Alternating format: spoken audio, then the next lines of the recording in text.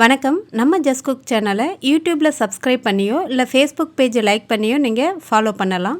இந்த வீடியோவில் 6 வகையான கலவை சாதம் தான் பார்க்க போகிறோம். ரொம்ப சிம்பிளாக, அதே நேரத்தில் ரொம்ப டேஸ்டியாகவும் இருக்கும். குழந்தைங்க வந்துட்டு ரொம்பவே விரும்பி சாப்பிடுவாங்க. என்னென்ன சாதம் பண்ணுறது அப்படின்றத இப்போ நம்ம பார்த்துடலாம். ஃபஸ்ட்டு நம்ம பார்க்க போகிறது புதினா சாதம். ஒரு கடாயில் கொஞ்சமாக நான் எண்ணெய் சேர்த்து சூடு பண்ணிக்கிறேன். எண்ணெய் சூடானதும் ஒரு அரை ஸ்பூன் அளவுக்கு உளுந்து, ஒரு சின்ன துண்டு இஞ்சி, கொஞ்சமாக ஒரு பாதி பச்சை மிளகாய் நான் காரத்துக்காக சேர்த்துருக்கேன். அது கூடவே ஒரு கைப்பிடி அளவு புதினா சேர்த்துருக்கேன். மிளகாய் வந்துட்டு நீங்கள் எந்த அளவுக்கு நீங்கள் புதினா சேர்க்குறீங்களோ அதுக்கு தகுந்த மாதிரி சேர்த்துக்கோங்க. நான் ஒரு பாக்ஸ் அளவுக்கு நான் சாப்பாடு செய்கிறேன், அதனால் நான் பாதி மிளகாய் தான் சேர்த்துருக்கேன். இது நல்லா வதக்கிட்டு ஒரு மிக்ஸி ஜாருக்கு மாற்றிட்டு நல்லா தண்ணி விட்டு விழுதாக அரைச்சிக்கலாம். அது அரைச்சதும் அதே கடாயில் கொஞ்சமாக எண்ணெய் சேர்த்து சூடு பண்ணிவிட்டு அது கூடவே கடுகு, கடலைப்பருப்பு, உளுத்தம்பருப்பு சேர்த்துருக்கேன். ஒரு காஞ்ச மிளகாய் உடச்சி சேர்த்துக்கலாம். இது நல்லா பொரிஞ்சதும் பொடியாக நறுக்கி வச்சுருக்கிற வெங்காயம், ஒரு கொத்து கருவேப்பிலை சேர்த்துட்டு நல்லா வதக்கிக்கிறேன். வெங்காயம் நல்லா வதங்கினதும் நம்ம அரைச்சி எடுத்துருக்கிற புதினா கலவையும் இது கூட சேர்த்துக்கலாம். அதே மிக்ஸி ஜாரில் கொஞ்சமாக தண்ணி விட்டு சேர்த்துட்டு இதை நல்லா வதக்கி விட்டுட்டு தேவையான அளவு நம்ம உப்பு சேர்த்துக்கலாம். கொஞ்சமாக இப்போ உப்பு சேர்த்துக்கோங்க. சாதம் போட்டு நம்ம கிளறும்போது தேவைப்பட்டால் இன்னும் கொஞ்சம் சேர்த்துக்கலாம். இப்போ இது நல்லா எண்ணெய் பிரிஞ்சு வர வரைக்கும் நல்லா நம்ம வதக்கிக்க போகிறோம் மிதமான தீயில வச்சு. இப்போது நல்லா எண்ணெய் பிரிஞ்சு வந்துருச்சு. இதில் 1 கப் அளவுக்கு நான் சாதம் சேர்த்துட்டு நல்லா கலந்து விட்டுடுறேன்.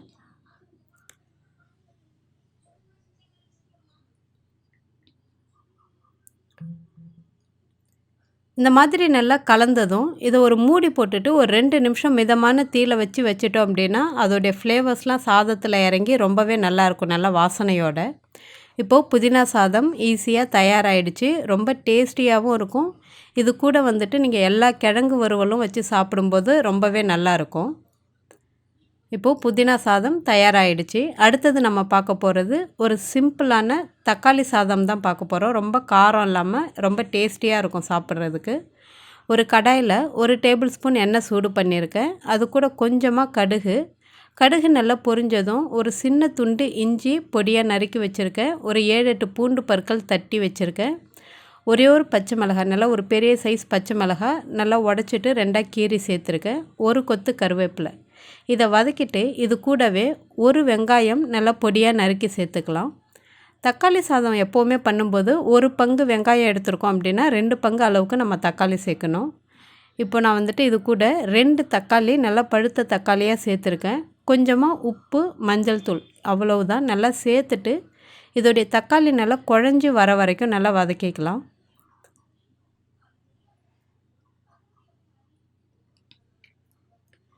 இப்போ இது நல்லா கலந்து விட்டாச்சு. ஒரு மூடி போட்டு அது நல்லா தக்காளி குழையிற வரைக்கும் நல்லா வதக்கிக்கிறேன். இப்போது பார்த்திங்கன்னா எண்ணெய்லாம் நல்லா பிரிஞ்சு தக்காளிலாம் நல்லா குழஞ்சி வந்திருக்கு. இதில் நம்ம நிறைய மசாலா பொருட்கள்லாம் எதுவுமே சேர்க்கல. மிளகாய்த்தூள் அந்த மாதிரிலாம் எதுவுமே சேர்க்கல. வெறும் பச்சை மிளகாய் மட்டும்தான் காரத்துக்கு. கலருக்காக அந்த தக்காளியோட கலரும் இருக்கும், மஞ்சத்தூளோட கலரும் இருக்கும். டேஸ்ட்டு ரொம்பவே நல்லாயிருக்கும். குழந்தைங்களுக்கு ரொம்பவே விரும்பி சாப்பிடுவாங்க.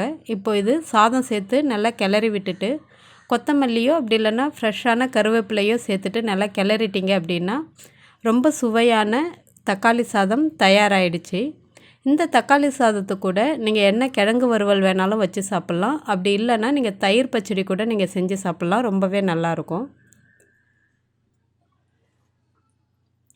அடுத்தது நம்ம பார்க்க போகிற சாதம் கீரை சாதம் பார்க்க போகிறோம். ரொம்ப சிம்பிளாக டேஸ்டியாகவும் இருக்கும். ஒரு கடாயில் கொஞ்சமாக எண்ணெய் சூடு பண்ணியிருக்கேன். அதில் 2 பூண்டு பற்கள், பாதி பச்சை மிளகாய் சேர்த்துருக்கேன். இது கூடவே ஒரு கைப்பிடி அளவுக்கு நான் முளைக்கீரை சேர்த்துருக்கேன். இதில் கீரை வந்துட்டு நல்லா பசுமையாக இருக்கிற மாதிரி இருக்கணும், நல்லா இளங்கீரையாக இருக்கணும். அதனால் நான் தண்டோடு சேர்த்துருக்கேன். நீங்கள் வேறு கீரையில் பண்ணுற மாதிரி இருந்துச்சு அப்படின்னா நீங்கள் வெறும் கீரையை மட்டும் சேர்த்துக்கோங்க, அதோடய இலைகளை மட்டும் சேர்த்துக்கோங்க. முளைக்கீரையில் பண்ணும்போது தண்டோடு சேர்த்து பண்ணலாம், ரொம்பவே டேஸ்ட்டாக நல்லாயிருக்கும். இது நல்லா வதக்கிட்டு நம்ம அரைச்சிக்கலாம் தண்ணி விட்டு. அதே கடாயில் கொஞ்சமாக எண்ணெய் சூடு பண்ணிவிட்டு அது கூட கடுகு, கொஞ்சமாக உளுத்தம்பருப்பு, கடலைப்பருப்பெல்லாம் சேர்த்துக்கலாம். ஜீரகம் கொஞ்சமாக சேர்த்துருக்கேன். ஒரு ஒரு சின்ன துண்டு காஞ்ச மிளகாய் காரத்துக்கு தகுந்த மாதிரி சேர்த்துக்கலாம். இது கூடவே பாதி வெங்காயம், ஒரு 2, 3 கருவேப்பிலை சேர்த்துட்டு நல்லா வதக்கிக்கிறேன்.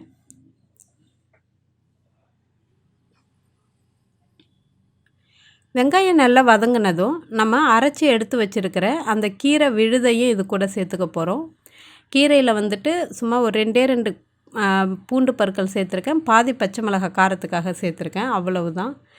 அது கூட அந்த மிக்ஸி ஜாரில் கொஞ்சமாக தண்ணி விட்டு சேர்த்துட்டு தேவையான அளவு உப்பு சேர்த்து இது எண்ணெய் பிரிஞ்சு வர வரைக்கும் மிதமான தீயில வச்சு நல்லா வதக்கிக்கலாம். இந்த மாதிரி நம்ம தண்ணி ஊற்றும்போது அது தண்ணி நல்லா சுண்டிட்டு எண்ணெய் பிரிஞ்சு வரணும். அப்போ தான் சாதம் நல்லா டேஸ்ட்டாக நல்லாயிருக்கும்.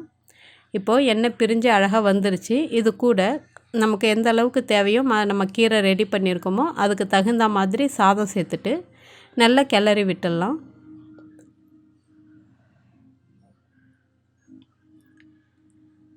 எப்போவுமே கீரை வந்துட்டு நம்ம தண்ணியில் வச்சு வேக வச்சு கடைவோம். இந்த மாதிரி வதக்கிட்டு செஞ்சாலும் அதோடைய டேஸ்ட்டு வந்துட்டு நல்லாயிருக்கும்.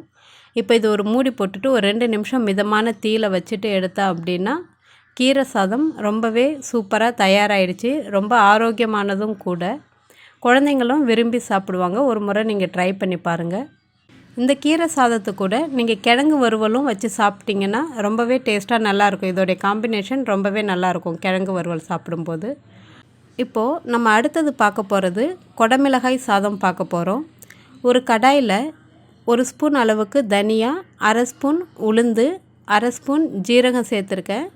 காரத்துக்காக 3 காஞ்ச மிளகாய் சேர்த்துக்கலாம். சேர்த்துட்டு அதோடைய வாசனை வர வரைக்கும் நல்லா வறுத்துக்கலாம். இது நல்லா வறுபட்டதும் ஒரு மிக்ஸி ஜாருக்கு மாற்றிக்கிட்டு இதை நல்லா ஒரு பொடியாட்டாக அரைச்சி எடுத்துக்கலாம் தண்ணி சேர்க்காம. இப்போது இது தயாராகிடுச்சு. அதே கடாயில் 1 டேபிள் ஸ்பூன் அளவுக்கு எண்ணெய் சூடு பண்ணிக்கலாம். எண்ணெய் சூடானதும் கொஞ்சமாக கடுகு சேர்த்துக்க போகிறோம். நான் கடுகு சேர்த்துட்டு கொஞ்சமாக கட் பண்ணி வச்சுருக்கிறேன் நான் வெங்காயத்தையும் சேர்த்து நல்லா வதக்கிக்கிறேன். நீங்கள் இது கூடவே நல்லா முந்திரி பருப்பு, கடலைப்பருப்பு, வேர்க்கடலை இது எல்லாமே சேர்த்து பண்ணாலும் ரொம்பவே டேஸ்ட்டாக நல்லாயிருக்கும். வெங்காயம் நல்லா வதங்கினதும் ஒரு 2, 3 பூண்டு பற்களை பொடியாக கட் பண்ணி சேர்த்துருக்கேன் நான். இப்போ இது நல்லா வதங்கினதும் கொஞ்சமாக கருவேப்பிலை சேர்த்துட்டு நான் வந்துட்டு பொடியாக நறுக்கி வச்சுருக்கிறேன். இந்த குடமிளகாய் பொடியாக நறுக்கியிருக்கேன். அதையும் கொஞ்சமாக இது கூட சேர்த்துக்கிறேன். சேர்த்துட்டு லேசாக வதக்கிட்டு கொஞ்சமாக உப்பு சேர்த்துட்டு சாதம் சேர்த்து கிளறி விடலாம்.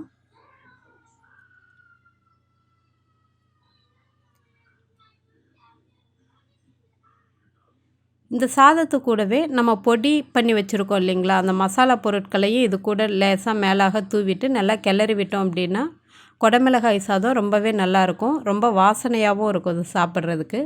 நம்ம எந்த அளவுக்கு தேவையோ நம்ம டேஸ்ட்டு பார்த்துட்டு அந்த பொடியை கொஞ்சம் கொஞ்சமாக ஆட் பண்ணி நம்ம கிளறி வச்சிடலாம். இது ஒரு 2 நிமிஷம் மிதமான தீயில இருக்கட்டும். இப்போது குடமிளகாய் சாதம் ரொம்ப சிம்பிளாக தயாராகிடுச்சு. இதில் நீங்கள் வந்துட்டு பருப்பெல்லாம் கூட வறுத்து சேர்த்திங்க அப்படின்னா சாப்பிடும்போது அங்கங்கே நல்லா மொறு மொறுன்னு நல்லாயிருக்கும் சாதம் சாப்பிட்றதுக்கு. நல்லா வாசனையாகவும் இருக்கும். அடுத்தது பார்க்க போகிறது முட்டைக்கோசு சாதம். ஒரு கடாயில் கொஞ்சமாக எண்ணெய் சூடு பண்ணிவிட்டு கடுகு சேர்த்துருக்கேன். கொஞ்சமாக ஜீரகம் சேர்த்துக்கலாம். அது கூடவே ஒரு டீஸ்பூன் அளவுக்கு இஞ்சி பூண்டு விழுது சேர்த்துருக்கேன். கொஞ்சமாக வெங்காயம் சேர்த்து நல்லா வதக்கிக்கலாம். இஞ்சி பூண்டு விழுதோட நான் பச்சை மிளகாய் சேர்த்து அரைச்சதுனால தான் கலர் பச்சை கலரில் இருக்குது. இதோடைய பச்சை வாசனைலாம் போனதும் இது வந்துட்டு நான் முட்டைக்கோசு கொஞ்சமாக தான் எடுத்திருக்கேன். ஒரு 4, 5 இலை மட்டும் அப்படியே பிரிச்சுட்டு இந்த மாதிரி கட் பண்ணியிருக்கேன் நல்லா பொடியாக.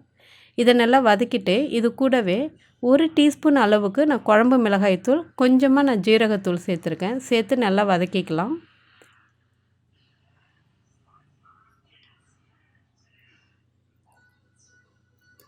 இப்போது இது நல்லா வதங்கிருச்சு. இது கூடவே நல்லா பச்சை பட்டாணி இருந்ததுனால நான் சேர்த்துருக்கேன். இல்லாட்டி தேவையில்லை. பச்சை பட்டாணி, குடமிளகாய் இதெல்லாம் கூட நீங்கள் சேர்த்துக்கலாம். ரொம்ப டேஸ்ட்டாக டிஃப்ரெண்ட்டாக நல்லாயிருக்கும். தேவையான அளவு உப்பு சேர்த்துட்டு நம்ம வடித்து எடுத்து வச்சுருக்கிற சாதமும் இது கூட சேர்த்துக்கலாம். எப்போவுமே நம்ம இந்த மாதிரி கிளறின சாதம்லாம் பண்ணும்போது சாதம் வந்துட்டு கொஞ்சம் உதிரி உதிரியாக இருக்கணும். அப்போ தான் ரொம்பவே டேஸ்ட்டாக நல்லாயிருக்கும். அதனால் சாதத்தை வடிச்சிட்டு ஒரு பிளேட்டில் ஆற வச்சு வச்சுட்டிங்க அப்படின்னா ரொம்பவே நல்லாயிருக்கும் நமக்கு இந்த மாதிரி ரெடி பண்ணுறதுக்கு. இப்போ இது நல்லா கலந்து விட்டுட்டு இதையும் ஒரு 2 நிமிஷம் நல்லா மூடி போட்டு வச்சிடலாம். இதில் ஒரு 2, 3 துளி வந்துட்டு நான் லெமன் ஜூஸ் சேர்த்துக்கிறேன். அதோடைய புளிப்புத்தன்மை நல்லாயிருக்கும் இந்த சாதத்துக்கு சேர்த்து சாப்பிடும்போது. அடுப்பை ஆஃப் பண்ணிவிட்டு லெமன் ஜூஸ் சேர்த்துட்டு லைட்டாக அப்படி கிளறி விட்டுட்டிங்க அப்படின்னா முட்டைக்கோசு சாதம் ரொம்பவே சிம்பிளாக தயாராகிடும்.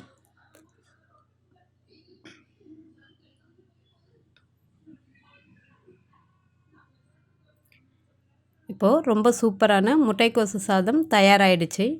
அடுத்தது நம்ம பார்க்க போகிறது கொத்தமல்லி சாதம் எப்படி பண்ணுறதுன்னு பார்த்தலாம். ஒரு மிக்ஸி ஜாரில் ஒரு சின்ன துண்டு இஞ்சி, காரத்துக்காக ஒரு பச்சை மிளகாய் சேர்த்துருக்கேன், ஒரு 4-5 பூண்டு பற்கள், நான் பாதி கட்டு வந்துட்டு கொத்தமல்லி சேர்த்துருக்கேன். நான் சேர்த்துட்டு நல்லா தண்ணி விட்டு விழுதாக அரைச்சிக்கலாம். இப்போது தயாராகிடுச்சு. அதே கடாயில் 2 டேபிள் ஸ்பூன் எண்ணெய் சூடு பண்ணிக்கலாம். எண்ணெய் சூடானதும் கொஞ்சமாக கடுகு சேர்த்து நல்லா பொரிய வச்சிடலாம். கடுகு பொரிஞ்சதும் 1 ஸ்பூன் அளவுக்கு கடலைப்பருப்பு சேர்த்துருக்கேன். பெருங்காயம் கொஞ்சமாக சேர்த்துக்கலாம். இது கூடவே நான் காஞ்ச மிளகாய் கொஞ்சமாக சேர்த்துருக்கேன். நீங்கள் வந்துட்டு காரம் அங்கே பச்சை மிளகாய் அதிகமாக சேர்க்குறீங்க நீங்கள் அரைக்கும்போது அப்படின்னா காஞ்ச மிளகாய் கொஞ்சம் கம்மியாகவே சேர்த்துக்கோங்க. இது கூடவே ஒரு கொத்து கருவேப்பிலை சேர்த்துருக்கேன். வெங்காயம் வந்துட்டு ஒரு பெரிய சைஸ் வெங்காயம் பொடியாக நறுக்கி சேர்த்துருக்கேன். சாதம் வந்துட்டு இது கொஞ்சம் அதிகமாக செய்கிறேன். நான் அரைக்கட்டு நான் கொத்தமல்லி எடுத்துருக்கிறதுனால கொஞ்சம் அதிகமாக இருக்கும். அதனால் நான் ஒரு பெரிய சைஸ் வெங்காயம் பொடியாக நறுக்கி சேர்த்துருக்கேன். வெங்காயம் நல்லா வதங்கினதும் நம்ம அரைச்சி எடுத்து வச்சுருக்கிற கொத்தமல்லி விழுதையும் இது கூட சேர்த்துட்டு உப்பையும் சேர்த்து நல்லா எண்ணெய் பிரிஞ்சு வர வரைக்கும் நல்லா வதக்கிக்கலாம்.